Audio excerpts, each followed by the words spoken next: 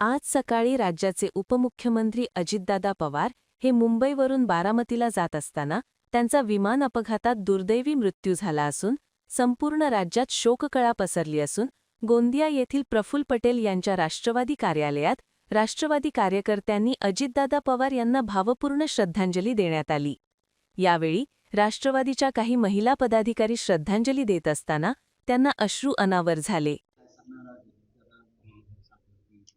फार दुःखद घटना आहे।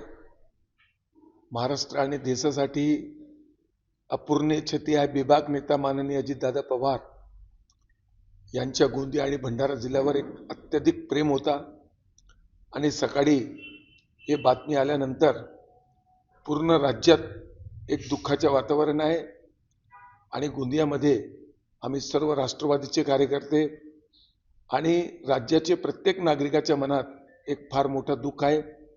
आणि तुम्हाला सर्वांना माहीत आहे की प्रफुल्ल पटेल साहेब आणि अजितदादाचे जे संबंध होते, खासदार प्रफुल्ल पटेल साहेब दिल्लीहून बारामतीसाठी निघाले आहेत आणि हे दुःख शब्दामध्ये व्यक्त करता येत नाही।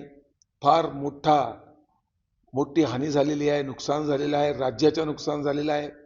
एक मोठा काम करणारा माणूस आणि अजितदादाची छबी सर्वांना माहीत आहे। याला कुठेही कोणत्याही परिस्थितीमध्ये या सहनीय दुःख आहे आणि आम्ही त्यांच्या चरणी श्रद्धांजली अर्पित करतो।